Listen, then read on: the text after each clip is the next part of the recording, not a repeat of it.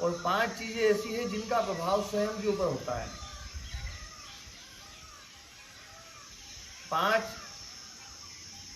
नियम ऐसे हैं जिनसे समाज व्यवस्थित हो सकता है और 5 चीजें ऐसी हैं जिनसे व्यक्ति स्वयं व्यवस्थित हो सकता है।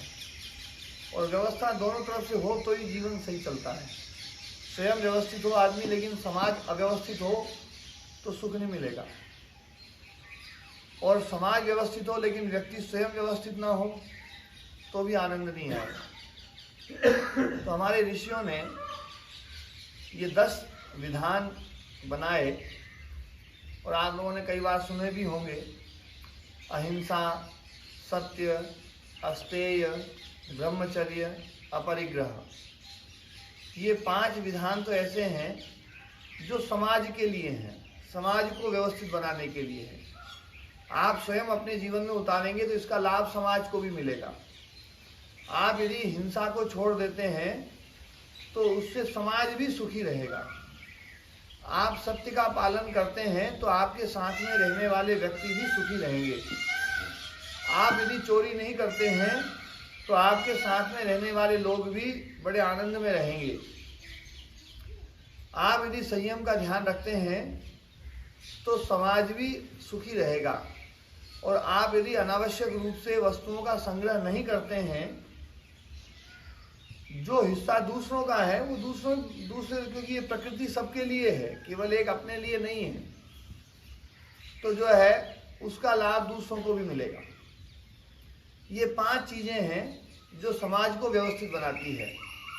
हिंसा नहीं करना, झूठ नहीं बोलना, चोरी नहीं करना, संयम का ध्यान रखना, व्यभिचार न करना और अनावश्यक वस्तुओं का संग्रह न करना। ये 5 चीजें समाज को व्यवस्थित बनाने के लिए हैं। लेकिन इसका पालन एक एक व्यक्ति को करना पड़ेगा। कोई यूँ सोचे कि समाज कर लेगा, जब समाज के लिए तो समाज कर लेगा, अपन क्यों करें। तो समाज जो है एक एक व्यक्ति से बनता है।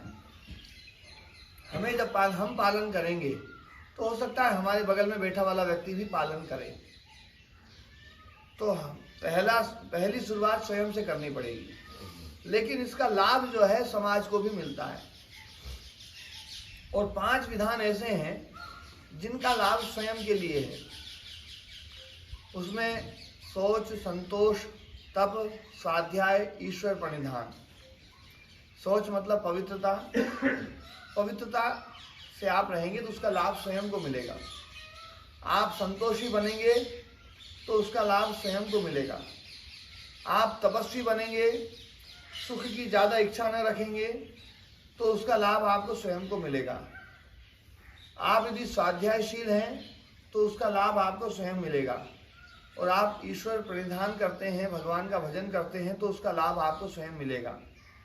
ये 5 चीज़ें वैयक्तिक निर्माण के लिए हैं, 5 चीज़ें सामाजिक निर्माण के लिए, 5 चीज़ें वैयक्तिक निर्माण के लिए। ये तो बात हो गई शास्त्रों की। इनका विधान कैसे करें, जीवन में इनको कैसे उतारें। खूब बार हमने सुना होगा कि ये चीज़ें करनी चाहिए। अहिंसा, सत्य, अस्तेय, ब्रह्मचर्य, परिग्रह की बात खूब सुनी होगी। सोच, संतोष, तप, स्वाध्याय, ईश्वर प्रणिधान की बात खूब सुनी होगी। ये हमारे जीवन में उतरते क्यों नहीं है? तो ये हमारे जीवन में इसलिए नहीं उतरते हैं क्योंकि जैसे ये 10 विधान हैं ऐसे ही 10 वितर्क हैं। उनको शास्त्रकार कहते हैं वितर्क। और ये वितर्क इतने खतरनाक हैं कि ये इन 10 विधानों की तरफ जाने नहीं देते हैं। और वो 10 वितर्क हैं इससे बिल्कुल उल्टे। अहिंसा का उल्टा क्या है? हिंसा। सत्य का उल्टा क्या है? झूठ। अस्तेय का उल्टा क्या है? चोरी। ब्रह्मचर्य का उल्टा क्या है? व्यभिचार, अब्रह्मचर्य। और परिग्रह का उल्टा है, अपरिग्रह का उल्टा है परिग्रह। व्यक्ति कबाड़ खाना बन जाता है, अनावश्यक वस्तुओं का संग्रही बन जाता है जो उसको जरूरत भी नहीं है। हमारे घर में ऐसी बहुत सारी चीजें होंगी जो शायद साल में एक बार काम आती हो या नहीं भी आती हो, तो भी हम उनको इकट्ठा करके रखते, पता नहीं कब काम आ जाए। दूसरे की काम की चीज है वो, हो सकता है दूसरे को साल भर काम आए, अपने किसी काम की नहीं है, लेकिन फिर भी हम उसका संग्रह करके रखते हैं। तो ये 5 वितर्क सामाजिक रूप से बड़े नुकसानदायक हैं। और 5 वितर्क अपवित्रता, असंतोष, अतप, अतप मतलब सुख लेने की इच्छा। तपस्या का मतलब है कि दुख कैसा भी आए उसको हम सहन करें। द्वंद्व सहनम तपः, योग दर्शनकार महर्षि पतंजलि ऋषि कहते हैं द्वंद्वों को सहन करना तप है। गर्मी सर्दी है, भूख प्यास है, मान अपमान है, जय पराजय है, हानि लाभ है, इनको हम सहन कर लें। इसमें न तो हम दुखी हों और न सुखी हों। सुख दुखे समय कृत्वा लाभा लाभ जया जय, सुख दुख में सम हो जाए, लाभ अलाभ में जय हो जाए, है ना। मात्रा स्पर्शास्तु कौन्तेय शीतोष्ण सुख दुखदा आगमा पायिनो नित्यां स्नान तितिक्षस्व भारत। उनको तू सहन कर, तितिक्षस्व, उनको सहन कर ले, उनमें सुखी और दुखी मत हो। क्यों? क्योंकि ये सुख दुख देने वाले हैं। बहुत सुख भी मिलता है संसार के पदार्थों से, इतना सुख भी मिलता है कि आदमी इसमें भगा हुआ है, और इतना दुख भी मिलता है कि बड़ा परेशान भी है। आप दोनों उदाहरण देख लो बोली समाज में, जो ना अपने पड़ोस में ही देखो, पड़ोस में ही एक ही घर में एक आदमी जो है ना संसार की चीजों से दुखी होता है, एक आदमी संसार की चीजों से सुखी होता है। तो इस संसार में सुख भी भरा पड़ा है, इस संसार में दुख भी भरा पड़ा है। तो सुख में फूल करके कुप्पा ना हो, क्योंकि जिसने सुख में आनंद ले लिया वो दुख में रोएगा जरूर, ये पक्का है। और जो सुख में विचलित नहीं हुआ उसको दुनिया का कोई भी दुख विचलित नहीं कर सकता है। तो है ना, जो है ना, तप का मतलब है सहनशीलता, हम सहन कर लें। स्वाध्याय, स्वाध्याय का उल्टा जो वितर्क है वो है कि हम जो है आत्मविमुख हो जाते हैं। स्वाध्याय का अर्थ होता है आत्मोन्मुख होना, आत्म तत्व को जानना, ओम का जप करना। स्वाध्याय के लिए कहा जाता है, महर्षि व्यास मुनि जी कहते हैं कि स्वाध्याय क्या है। तो स्वाध्याय वो है आत्म विषयक शास्त्रों का अध्ययन और प्रणव का जप, ओम का जप, ये स्वाध्याय है। और जब आदमी आत्म तत्व से विमुख होता है, संसार में फंसता है, क्योंकि दो ही तो चीज है, जड़ और चेतन। संसार में दो ही चीज है, जड़ और चेतन। हम जड़ में फंसे हुए हैं, ये शरीर भी जड़ है, ये मकान दुकान संसार सब जड़ है, आदमी जड़ में चिपका हुआ है। तो जड़ से चिपकना ये है अस्वाध्याय, और चेतन की तरफ चलना ये है स्वाध्याय। सारे गुरु सारे शास्त्र हमें चेतन की तरफ ले चलते हैं। असतो मां सदगमय, हमें असत से सत की ओर ले चलो। तमसो मां ज्योतिर्गमय, तमस से ज्योति की ओर ले चलो। मृत्योर मां अमृतम गमय, मृत्यु से अमृत की ओर ले चलो। आपकी पूरी प्रार्थना यही है। ये संसार बहुत भयंकर है, इस संसार में जो है ना, ये तो जो ना ऐसा है, इसमें भयंकर मझधार, और ये तो मैं इसमें पड़ा हुआ हूँ, मुझे उस तरफ ले चलो, मुझे आत्म तत्व की तरफ, परमात्म तत्व की तरफ ले चलो, चेतन तत्व की तरफ ले चलो। यही तो प्रार्थना करते हैं हम। सारे शास्त्र इसी प्रार्थना से भरे हुए हैं। तो हम जो है चेतन की तरफ चलें और ईश्वर प्रणिधान, हम नास्तिक न रहें, ईश्वर विश्वासी रहें। ईश्वर प्रणिधान का मतलब है कि एक ऐसी सत्ता जो जिसका नियंत्रण सबके ऊपर है, उसके ऊपर हमें भरोसा हो, उसके ऊपर हमें विश्वास हो। जब उसके ऊपर विश्वास होगा ना, तो आदमी न तो झूठ बोल सकता है, न चोरी कर सकता है, न किसी को ठग सकता है, न क्रोध कर सकता है, कुछ नहीं कर सकता वो। क्यों? क्योंकि उसको भरोसा भी है, वो सत्ता है। जब आदमी सोचता कि वो तो है ना, जो है वहाँ कमरे में मिलेगी, वो तो या मंदिर में मिलेगी या कहीं मिलेगी, यहाँ तो वो परेशान करने वाली नहीं है। यहाँ तो अपन कितना भी गुस्सा कर सकते हैं, यहाँ कुछ भी कर सकते हैं। जब ये भाव आ जाते हैं तब आदमी गुस्सा करता है। आप देखो मंदिर में जाके आदमी महात्मा बन जाता है, और जैसे ही मंदिर से निकलता है आदमी दुरात्मा बन जाता है, वैसा जैसा आया वैसा वैसा हो जाता है। तो हम जो है ना हर जगह पर ईश्वर की सत्ता को स्वीकार करें, यह है ईश्वर प्रणिधान। ईश्वर प्रणिधान का सबसे सरल अर्थ वैसे महर्षि व्यासदेव जी महाराज जी करते हैं। ईश्वर प्रणिधान का मतलब है कि सारे कर्म उस परमात्मा के लिए किए जाएं, फल की कोई इच्छा न रहे, फल की इच्छा से रहित होकर के कर्म करना, यह है ईश्वर प्रणिधान। तो ये 10 विधान और 10 इससे उल्टी चीजें। अब होता क्या है, हम जो है अक्सर जो है वितर्कों के पक्ष में खड़े रहते हैं। 10 हमारे दुश्मन हैं, 10 हमारे मित्र हैं, तो हमें खड़ा किसकी तरफ होना चाहिए? मित्रों की तरफ। पर हम खड़े कहाँ होते हैं? शत्रु की तरफ खड़े होते हैं।